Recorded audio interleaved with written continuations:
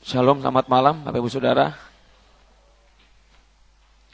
Seperti yang tadi pagi saya ungkapkan bahwa ketika saya mempersiapkan firman Tuhan ini, saya betul-betul kaget. Karena kalau dilihat dari apa yang manusia nilai, tentu jemaat Efesus dalam kitab Wahyu ini tidak memiliki celah. Jemaat yang sangat diimpikan oleh para gembala sidang. Jemaat yang memiliki kelebihan-kelebihan yang menjadi target atau tujuan dari sebuah gereja yang sehat. Namun Tuhan dengan keras berkata, aku mencela engkau. Tentu ada alasan kenapa Tuhan mencela jemaat Efesus. Dan ketika saya mengetahui ini, saya berkata sama Tuhan, standar yang kau terapkan bagi sebuah kehidupan sebagai orang percaya di tengah-tengah dunia ini sungguh sangat sempurna. Wahyu pasal 2 ayat 1 sampai 7. Tuliskanlah kepada malaikat jemaat di Efesus, inilah firman dari Dia yang memegang ketujuh bintang itu di tangan kanannya dan berjalan di antara ketujuh kaki dian emas itu. Aku tahu segala pekerjaanmu, baik jerih payamu maupun ketekunanmu. Aku tahu bahwa engkau tidak dapat sabar terhadap orang jahat, bahwa engkau telah mencobai mereka yang menyebut dirinya rasul, tetapi yang sebenarnya tidak demikian, bahwa engkau telah mendapati mereka pendusta. Dan engkau tetap sabar dan menderita oleh karena namaku, dan engkau tidak mengenal lelah. Namun demikian, aku mencela engkau, karena engkau telah meninggalkan kasihmu yang semula.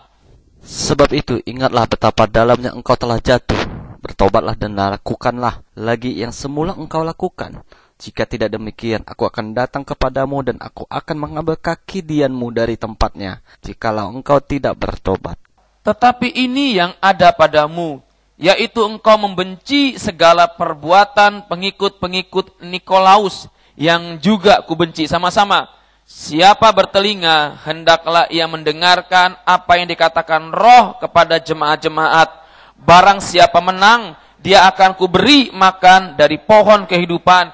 Surat kepada jemaat di Efesus merupakan surat yang pertama dari 7 surat kepada 7 gereja di Asia Kecil, yang mengilustrasikan sebuah pola dasar yang akan diikuti oleh surat-surat kepada 6 jemaat lainnya. Pola pertama yaitu identifikasi diri Yesus sebagai sang pemberi perintah. Dalam ayat 1b dikatakan, inilah firman dari Dia yang memegang ketujuh bintang. Sang pengirim lewat Roh Kudusnya menegaskan bahwa kewibawaan surat ini bukan dikarenakan karena dikirim oleh manusia, tapi surat kepada jemaat Efesus dan kepada jemaat-jemaat lain diinspirasikan oleh Yesus selaku kepala gereja dan ditujukan kepada malaikat jemaat, yaitu para gembala. Kemudian, pujian dan kritikan yang pantas diterima. Pertama-tama tentu ada kriteria, ada pujian, ada kritikan yang Tuhan nyatakan terhadap jemaat yang kepadanya surat ditujukan. Kemudian panggilan untuk mendengarkan dan janji bagi pemenang. Ini sebuah surat yang memiliki patron yang sama dalam 6 surat selanjutnya. Gereja Efesus dirintis oleh Rasul Paulus dalam perjalanan misi kedua. Dalam merintis gereja di Efesus, Rasul Paulus betul-betul mengalami tekanan yang luar biasa karena Efesus adalah kota besar yang jumlah penduduknya itu 250.000 sampai 300.000 jiwa. Kota ini dijuluki kota terang dari Asia dan kota utama dari Asia. Ini menunjukkan bahwa kota ini sangat penting secara politik. Itulah sebabnya pemerintah Romawi mengizinkan penduduk Efesus memiliki pemerintahan sendiri. Lebih tepatnya memiliki otonomi atas wilayah mereka sendiri. Kota Efesus merupakan kota yang terkenal dengan penyembahan berhala. Mereka memuja Dewi Diana. Di dalam kuil itu terdapat imam-imam perempuan yang merupakan perempuan sundal.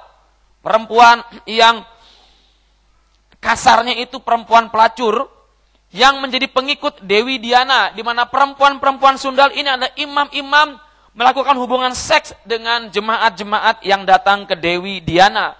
Kuil ini sudah hancur. Kalau saudara pernah nonton You Channel, itu ada gambaran tentang Dewi Diana, itu seorang perempuan dengan buah dada yang sangat banyak. Jadi ini betul-betul menjijikkan. Gereja di Efesus ketika Paulus merintis, kemudian selama 2 tahun Paulus tinggal, Paulus menanamkan banyak kebenaran-kebenaran yang membuat gereja ini menjadi gereja yang sukses. Kenapa saya katakan sukses? Ini gereja yang merupakan satu gereja dalam pandangan manusia, gereja yang luar biasa. Walaupun tahun 70 kemudian gereja ini mengalami goncangan karena gempa bumi dan hancur. Nah, Wahyu pasal 2 ayat 4 itu mengungkapkan bahwa dalam kesuksesannya Tuhan tetap mencela jemaat Efesus. Kenapa? Bapak Ibu, sebelum kita melihat kenapa Tuhan mencela, kita melihat dahulu kenapa jemaat ini dibilang jemaat yang sukses. Saya percaya kalau 5 hal ini kita dengar, tentu kita akan berkata, saya pengen seperti ini. Yang pertama, jemaat Efesus adalah jemaat yang giat dalam pekerjaan Tuhan. Wahyu 2 ayat 2. Aku tahu segala pekerjaanmu, baik jerih payahmu. Tuhan mengatakan bahwa jemaat Efesus jemaat yang bekerja keras. Karena kata jerih payah dalam teks aslinya memakai kata kopos. Kopos itu berarti bekerja keras, bersusah payah, bekerja dengan membanting tulang. William Barclay dalam satu buku berkata, ciri khas dari kata kopos ialah mengungkapkan satu jerih payah yang menuntut semua pikiran, tenaga dari pelaku. Jadi jemaat Efesus ini jemaat yang bekerja keras. Bukan hanya bekerja keras secara fisik, namun pikiran, perasaan juga dikorbankan untuk pekerjaan Tuhan. Luar biasa. Luar biasa. Luar biasa. Jemaat yang bekerja keras dalam pekerjaan Tuhan. Jemaat yang tidak santai. Jemaat yang melakukan apapun untuk kemuliaan Tuhan. Ini luar biasa. Saudara, hari ini kalau ada gembala punya jemaat seperti ini, dia akan sangat terbantu dalam tugas-tugas pelayanan penggembalaannya. Jemaat yang giat dalam pekerjaan Tuhan. Luar biasa. Hebat nggak? Jemaat yang kopos. Jemaat yang membanting tulang. Bukan banting tulang gitu ya. Jemaat yang bekerja keras. Yang melibatkan seluruh unsur pikiran, tenaga dari jemaat Efesus untuk bekerja bagi Tuhan. Luar biasa ini. Sampai di sini saya masih agak kagum. Poin kedua, kenapa dibilang ini jemaat sukses? Jemaat Efesus adalah jemaat yang bertekun. Wahyu 2 ayat 2. Aku tahu segala pekerjaanmu, baik jerih payahmu maupun ketekunanmu.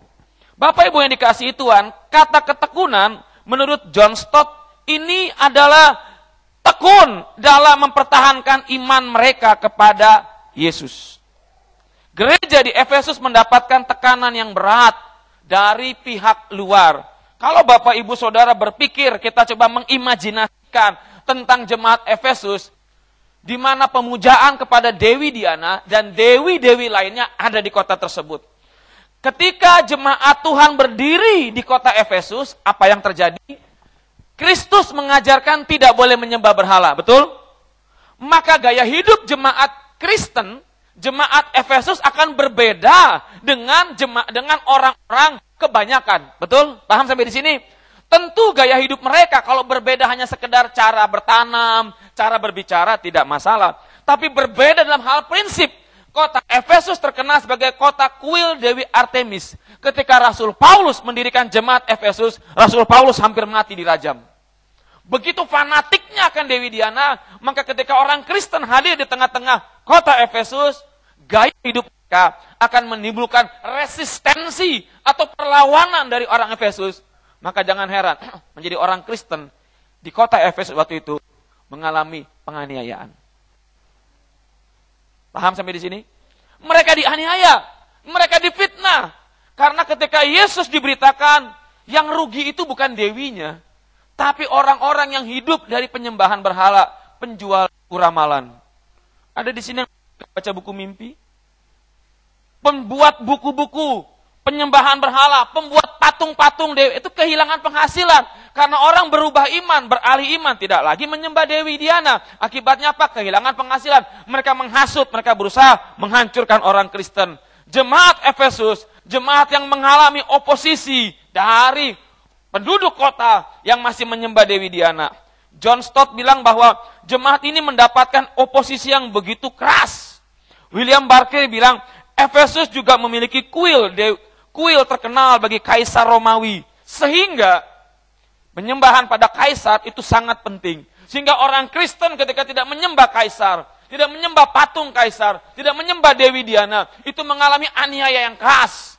Namun Alkitab mencatat, Tuhan berkata, jemaat Efesus, jemaat yang bertekun. Jemaat yang dibenci oleh banyak orang, namun mereka tetap bertekun dalam iman mereka. Wahyu 2 ayat 3. Dan engkau tetap sabar dan menderita oleh karena namaku. Ini jemaat yang luar biasa. Tadi jemaat yang giat. Kedua jemaat yang tekun. Waduh, dianiaya. Tetap tekun dan tidak menyalahkan keadaan. Tidak menyesali keputusannya untuk tetap menyembah Yesus. Waduh, ini jemaat yang luar biasa. Tanya kiri kananmu, luar biasa nggak di jemaat? Jemaat yang giat melayani loh. Wede, kalau ada jadwal mungkin dari Senin sampai Senin lagi, jemaat ini tetap setia beribadah. Kolektor cuma 2 kali, dia bikin 3 kali. Doa malam sampai jam 10, dia buat sampai jam 12, saking tekunnya. Dianiaya, tidak masalah. Mereka bertekun dalam iman. Hal ketiga, jemaat Efesus, jemaat yang gigih dalam menghadapi rasul-rasul palsu dan ajaran sesat, atau jemaat yang tidak mudah digoyahkan oleh pengajaran sesat. Wahyu 2 ayat 2. Engkau telah mencobai mereka yang menyebut dirinya rasul, tetapi yang sebenarnya tidak demikian. Bahwa engkau telah mendapati mereka pendusta. Kalau Bapak Ibu Saudara baca Kisah Rasul pasal 19 sampai 21 tentang Paulus yang menginjil di Efesus, bagaimana jemaat Efesus itu mendapatkan banyak tekanan, bahkan di akhir bagian Paulus di jemaat Efesus, Paulus bilang begini, akan ada serigala-serigala yang datang merampas engkau dan akan bangkit dari antara engkau sendiri untuk menyesatkan banyak orang. Ketika Paulus pergi, yang mendoakan siapa? Penetua di Efesus. Ini jemaat yang militan. Tapi jemaat ini juga tidak gampang digoyahkan. Ada ajaran sesat, namanya ajaran Nikolaus. Itu ajaran yang berarti children of God. Ajaran yang menghalalkan seks bebas. Jadi boleh seks bebas, boleh beli. Wah, ini seperti David Kores yang di Temple David di Amerika sana. Jadi menghalalkan seks bebas seperti Mormon sekarang. Mormon itu boleh punya istri banyak supaya beranak cucu dan berkembang biaklah. Wah, dahsyat. Ini jemaat Efesus bukan hanya tidak tertipu oleh Nikolaus, tapi oleh rasul-rasul yang mengaku dirinya dari Tuhan. Mereka mencobai, mereka ngetes kualitasnya, ternyata bohong. Dan mereka mendapati ini pendusta. Bayangkan jemaat tidak gampang digoyahkan oleh pengajaran-pengajaran sesat. Wah, ini jemaat ketiga dahsyat, saudara. Jemaat yang giat dalam pekerjaan Tuhan. Jemaat yang bertekun dalam iman. Jemaat yang tidak tergoyahkan oleh ajaran sesat. Dahsyat. Saya berpikir gini ketika saya renungkan firman ini. Kenapa kau mencela jemaat ini Tuhan? Ini kan jemaat luar biasa. Kalau hari ini ada gereja seperti ini. Gereja ini mendapatkan julukan gereja bintang 5. Gereja yang tak tergoyahkan. Kemudian jemaat ini. Hal keempat, jemaat ini tidak bosan dalam mengiring Tuhan. Wahyu 2 ayat 3. Dan engkau tetap sabar dan menderita oleh karena namaku. Dan engkau tidak mengenal lelah. Kata tidak mengenal lelah dalam King James Version, has not fainted. Tidak menjadi lemah atau tidak menjadi tidak bersemangat. Tetap semangat.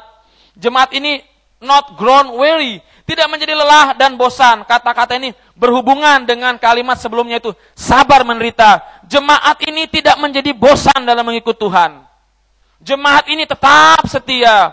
Jemaat ini tidak bosan belajar firman.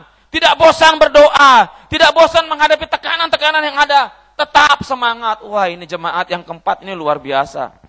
Dia giat dalam pekerjaan Tuhan. Jemaat yang setia. Jemaat yang tidak digoyahkan ajaran sesat. Waduh. Saudara, kalau saya punya jemaat seperti ini, saya bilang sama Tuhan, terima kasih buat jemaat seperti ini. Bayangkan, lihat kiri kananmu, dahsyat nggak jemaat Efesus? Luar biasa, sempurna menurut saya. Sempurna. Betul nggak?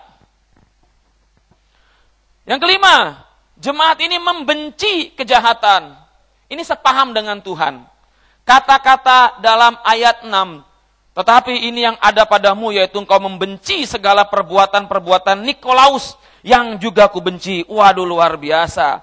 Jemaat Efesus sepakat dengan Tuhan. Segala sesuatu yang menentang firman Tuhan, itu tidak bisa ditolerir. Dahsyat. Jemaat yang menurut saya, berkali-kali saya katakan, jemaat yang sempurna. Jemaat yang luar biasa. Di tengah-tengah kota Efesus yang mayoritas penyembah berhala. Di tengah-tengah kota Efesus yang mayoritas tidak menyembah, tidak mengenal Tuhan, yang menentang pekerjaan Tuhan. Jemaat ini berdiri, bahkan bertahan, bahkan mengalami tekanan aniaya. Bukan hanya dari luar, tapi dari ajaran-ajaran sesat yang berusaha menghancurkan mereka. Jemaat ini tetap kokoh. Tuhan memuji mereka. Tuhan memuji mereka karena mereka jemaat yang giat, jemaat yang rajin, jemaat yang tekun, jemaat yang tidak disesatkan dengan ajaran sesat, jemaat yang tidak bosan dalam mengiring Tuhan, dan jemaat yang membenci kejahatan. Pertanyaannya, kenapa Tuhan mencela mereka? Memang kita bisa bilang mereka kehilangan kasih mula-mula. Kenapa Tuhan mencela mereka? Saya renungkan ini cukup lama. Saudara, kita coba bayangkan seperti ini. Kita hidup di tengah-tengah kondisi aniaya. Setiap hari saat kita bangun yang kita pikirkan, apa lagi yang harus kuhadapi? Betul? Betul? Betul? Betul nggak? Apakah aku nanti difitnah orang? Saat aku ke pasar, saat aku belanja, akan ada orang langsung menuduh aku. Apa lagi yang kuhadapi? Cukup lama mereka menghadapi situasi seperti ini. Hingga lama-kelamaan membuat mereka mempertahankan semua itu terjebak dalam sebuah legalitas. Saudara, kenapa nggak menyembah berhala? Kenapa nggak sembahyang kubur? Karena saya Kristen. Betul? Betul? Betul? Kenapa kita nggak istri 2? Oh, karena saya Kristen. Betul? Ada lagi yang ekstrim. Kenapa nggak makan darah? Karena firman Tuhan larang dan karena saya Kristen. Saudara percaya nggak? Jemaat Efesus sama kejatuhannya seperti itu. Kenapa engkau tidak mau menyembah berhala? Karena saya Kristen. Kenapa engkau menentang rasul palsu? Karena dia bertentangan dengan ajaran Paulus. Kenapa dia begini? Karena saya Kristen. Saudara, saya mau katakan, kenapa jemaat Efesus dicela Tuhan? Karena yang membuat mereka bertahan bukan karena cinta mereka kepada Tuhan, tapi karena status mereka sebagai orang Kristen. Legalitas seperti ini sesungguhnya membuat kita menjadi orang yang jubah kekristenan untuk menutupi semua kebusukan kita. Hari ini kenapa orang gak menyembah berhala? Karena saya Kristen. Tuhan bilang kasih semula, protos, tua, kasih yang semula. Kita lihat apa sih arti kasih semula? Saudara mesti lihat teks aslinya supaya mengerti kenapa dibilang kasih semula. Bahasa Yunani berkata agapen, sau, ten, proten, pekas. Ngerti nggak?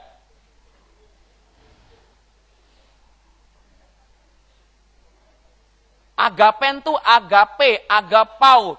Kasih yang tidak mengharapkan balas. Mengasihi bukan karena objek yang dikasihi, tapi mengasihi karena memang kita memiliki kasih itu. Agape, sau, ten, proten, pekas, proten, protos. Protos tuh tua. Pernah membaca pernah mendengar proto itu tua. Kalau kroto makanan burung ya Pak aku ya. Kalau soto itu enak kata Bu Cipto. Proto itu tua. Ternyata kata-kata protos itu memiliki makna seperti ini. Waktu semula. Jadi dalam rentangan waktu itu semula. Yang pertama, the first. Kemudian menunjukkan sebuah kualitas tertinggi.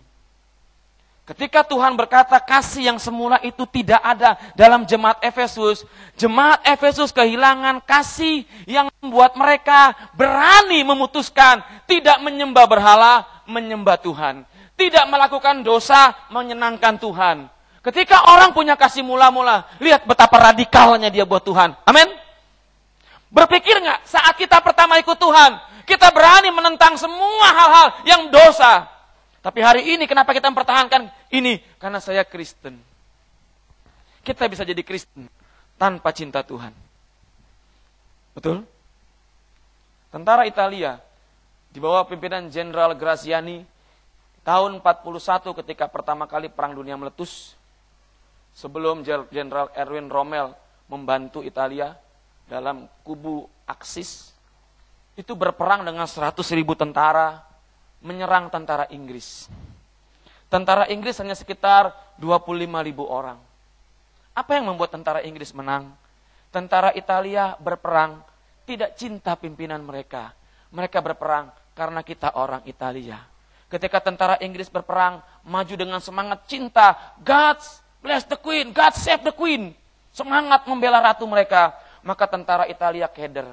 Mereka bilang apa? Mereka tinggalkan jubah mereka. Mereka bilang gini, we are surrender, give up. Mereka senang menyerah. Kenapa? Mereka nggak cinta Benito Mussolini. Mereka berperang karena panggilan sebagai orang Italia. Ketika datang masalah, mereka lepaskan jubah. Saya mau bilang, kadang-kadang berhala baru di gereja adalah kekristenan. Saya ulangi lagi. Berhala baru di gereja adalah kekristenan. Kekristenan bisa menggeser Kristus dari hati kita. Kekristenan adalah sebuah peraturan agama yang mengharuskan kita bla bla bla bla bla, dan kita melupakan esensi dasar dari pengiringan akan Tuhan. Kasih semula adalah kasih yang membuat kita memutuskan, saya mau ikut Tuhan. Kasih yang semula, kasih yang membuat engkau meninggalkan dewa-dewa lamamu, beralih kepada Yesus. Kasih yang semula, kasih yang membuat engkau berani meninggalkan kita dan tidak menyembah dewa-dewa. Kasih yang semula, kasih yang membuat kita tidak bersembahyang kubur. Tapi hari ini kasih semula itu tertinggal. Sekalipun kita Kristen, sekalipun kita tidak sembahyang kubur, kita mempertahankan status kekristenan kita. Dan kita berkata, kenapa kamu nggak lakukan ini? Karena saya Kristen. Sama seperti ini ilustrasinya. Kenapa kamu tidak berzina, punya istri 2? Karena saya sudah menikah. Ngerti nggak? Ngerti nggak? Karena saya sudah menikah. Andai kata istri kita mengecewakan kita, kita punya alasan untuk berbuat poligami. Karena kita menikah dengan istri kita nggak poligami. Karena Kristen mengajarkan nggak boleh poligami. Tapi kalau istri kita tidak bisa memuaskan kita punya alasan untuk berpoligami. Ngerti nggak? Alasan kita tidak berbuat dosa itu terlalu lemah. Karena jubah kekristenan kita. Berapa banyak kita hidup dalam sebuah kejenuhan, mempertahankan tidak berbuat dosa dengan sebuah alasan, karena saya orang Kristen. Kita kehilangan esensi dasar sebuah kehidupan yang membuat kita bergairah, yaitu kasih pada Kristus. Maka itu banyak rumah tangga menjadi, ini kalau ibarat rumah tangga ya, yang sudah melewati tahun-tahun bulan madu, yang ada hanyalah bulan sepet, bulan asam, dan segala macam bulan-bulan lainnya. Dia akan menjadi seorang suami yang baik karena dia seorang suami. Betul nggak? Karena dia seorang suami. Identitas suami membuat dia tetap harus kata, kau istriku. Apa artinya pernikahan tanpa cinta? Kemesraan yang terjalin hanya karena sebuah rutinitas. Betul nggak? Istri melayani suami karena istri. Karena saya istri. Suami memberi nafkah karena saya seorang suami. Tidak ada lagi cinta yang membuat dia, kenapa saya melakukan ini? Because I love you, darling. Kata Second Stephen, because I love you. Jemaat Efesus, dalam segala kehidupan yang mereka jalani. Mereka terjebak rutinitas. Kenapa nggak menyembah berhala? Karena begini, karena saya Kristen. Hingga mereka menghilangkan kasih mula-mula. Saudara, kasih mula-mula itu yang membuat saya dan saudara hari ini menjadi orang Kristen. Amin. Pergilah memberitahu kepada penduduk Yerusalem dengan mengatakan, beginilah firman Tuhan, aku teringat kepada kasih-Mu pada masa mudamu, kepada cintamu pada waktu engkau menjadi pengantin. Bagaimana engkau mengikuti aku di padang gurun, di negeri yang tiada tetapurannya. Saudara, kalau orang cinta, ketika Israel pertama bertemu Tuhan, kemudian dibawa ke padang gurun, mereka ngikut aja. Bayangkan, Ham dan ATT bilang apa? Sepiring berdua, di gubuk derita pun rela, karena cinta. Bahkan Kalis bilang gini, cinta. Tai kucing pun ku bilang, coklat. Yang penting, cinta.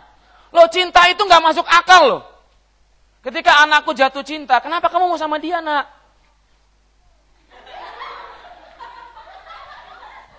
Saya tidak ada definisi yang pas untuk menggambarkan cinta. Para ahli sampai sekarang bingung. Orang Yunani sampai memiliki 4 definisi tentang cinta.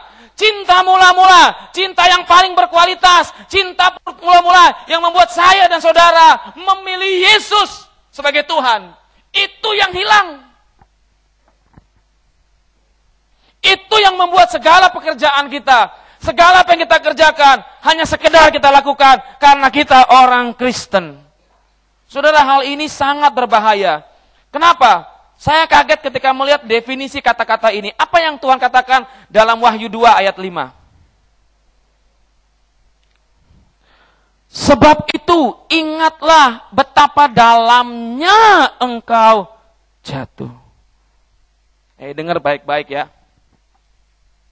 Kehilangan kasih mula-mula itu kejatuhan yang dalam.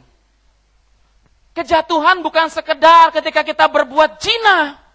Kejatuhan bukan sekedar ketika pikiran kita tidak beres. Tapi kejatuhan juga bicara bagaimana kita tidak mencintai Tuhan seperti kita mula-mula mengasihi Dia. Gairah itu hilang. Semangat itu hilang. Kita isi dengan status loyalitas karena saya Kristen. Susah nggak, Om? Susah memelihara cinta. Saya analogikan sebagai orang percaya. Memelihara cinta itu lebih sulit daripada mencintai awal-awal. Betul nggak? Menikah itu gampang. Memelihara pernikahan itu yang sulit. Betul nggak? Ketika menikah punya pikiran anak berapa? 2. Laki perempuan? Sama. Rumah berapa? 1. Miskin kaya? Yang penting bersamanya. Istri nanti bodinya udah berubah? Nggak apa. Yang penting, nothing gonna change my love for you. Wah, macam-macam mimpi. Ketika udah nikah, perbedaan karakter, perbedaan sifat, angan-anganmu tentang dia, maumu tentang dia, nggak terwujud. Mulai berkata gini, Pak Pendeta, kayaknya kemarin saya sudah berdoa. Tuhan berkata, ceraikan istri. Sulit loh. Saat engkau ikut Tuhan, pertama kali mungkin engkau disembuhkan Tuhan dari sakit yang sudah sembuh. Haleluya. Puji Tuhan, saya sudah sembuh.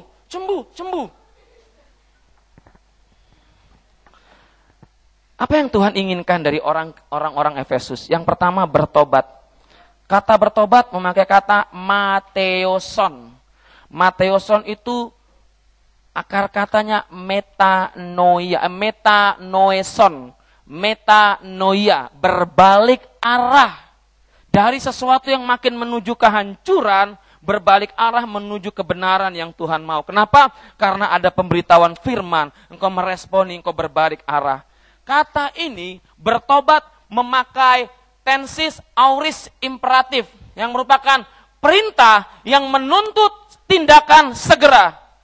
Jadi bukan cuma gini, kayak orang Indonesia, bersihin kamar dong. Ya. Bentar. Udah doa belum? Udah. Kapan? Ntar. Betul nggak? Di sini nggak ada. Indonesia zaman Majapahit kuno. Ketika berkata, bertobatlah, Alkitab memakai tensis aorist imperatif, lakukan segera. Kenapa? Kalau engkau nggak bertobat semakin dalam, kehidupan keagamaan, status kekristenan semakin membuat kita lupa kasih mula-mula, lupa sesuatu yang paling penting dalam hidup ini, bertobat, berbalik arah. Yang kedua, kembali hidup dalam kasih. Kenapa? Lakukan lagi apa yang kau lakukan. Bentuknya sama, auris imperatif. Ketika pertama kali engkau cinta Tuhan, apa yang terjadi? Engkau punya doa. Kita cinta mula-mula begitu gila-gilaan sama Tuhan. Saudara, bangun kembali kehidupan yang diwarnai cinta. Kenapa? Kalau tidak, kaki Dian akan diangkut dari hidup kita. Perkenanan, kehadiran, kemuliaan Tuhan akan disingkirkan dari kita. Kita hidup dalam padang kekeringan, nggak merasakan apa-apa. Seperti setan yang hidup dalam kegersangan. Nasihat saya dua hal. Bangun kembali hubungan dengan Tuhan. Bangun mesbah. Yang kedua, setiap hari. Bilang sama-sama saya, setiap hari punya pergaulan dengan Tuhan. Saya berpikir gini, gimana sih bisa hidup 24 jam dalam Tuhan? Yang pertama, mulai hari bersama Tuhan. Amin. Amin. Mulai setiap hari bersama dengan Tuhan. Bangun Tuhan pagi-pagi. Saya nggak sempurna, kadang-kadang kebablasan. Tapi saya berusaha 1 minggu minimal 3 atau 4 kali berdoa setiap pagi. Amin. Karena setiap hari yang mengisi engkau pertama kali kau temui akan mempengaruhi engkau sehari-hari. Engkau bangun pagi mendengar berita politik, harga emas naik, harga emas turun, otakmu mikirin emas turun, emas naik, jual nggak ya? Mikirin harga minyak naik, rencana pemerintah 1 April naikkan minyak, ngantri nggak ya, nimbun banyak-banyak nggak ya? Otak kita dengar ini. Yang kedua, berjalan bersama Tuhan. Sepakat, ajak Tuhan melewati 1 hari ini.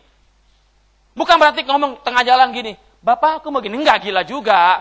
Nanti lagi di bank, lagi ngantri di BRI, Tuhan terima kasih hari ini aku ngantri loh Tuhan. Tetangga bilang gini, Pak Satpam.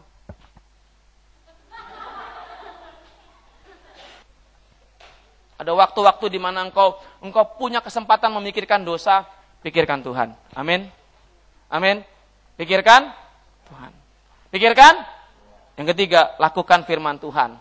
Apa yang kau dengar hari ini, besok pagi atau nanti akan Tuhan bawa engkau pada kenyataan untuk menerapkan. Itu kesempatan. Jangan takut ketika engkau dihadapkan pada sebuah kesempatan untuk menerapkan firman. Gagal, enggak masalah, bangkit lagi. Jatuh, enggak masalah, bangkit lagi. Daripada jatuh, enak. Bangkit. Yang keempat, minta kekuatan Tuhan dalam hidup ini. Yang kelima, tutup harimu bersama Tuhan. Mazmur 91 ayat 5. Berkata apa? Terhadap kedahsyatan malam. Apa sih teks aslinya? Kedahsyatan malam berbicara tentang, baca Mazmur 91 ayat 5. Sebagai ayat terakhir. Berbicara tentang roh. Teks aslinya itu memiliki arti roh yang mengganggu orang pada waktu tidur. Engkau tidak usah takut terhadap kedahsyatan malam. Kata kedahsyatan malam itu teks aslinya memiliki makna roh yang mengganggu orang bobo. Betul? Waktu tidur kita serahkan tubuh jiwa roh kita sama Tuhan. Mati lampu, kagak masalah. Suara kuntil anak, sautin lagi. Diam lo, gue mau tidur. Waktu tidur Tuhan juga bisa memberkati kita. Mazmur 127. Des. Apa sih yang kurang Tuhan itu? Tidur pun kau dijaga. Itu tidur tuh seperti nggak berdaya. Setan mau ganggu. Ada malaikat Tuhan. Tak! Mazmur 127. 127 ayat 2. Sebab ia memberikannya kepada yang dicintainya pada waktu? Pada waktu? Pada waktu? Pada waktu? Pada waktu? Kepada siapa? Siapa? Siapa? Bilang kiri kananmu, kamu dicintai Tuhan.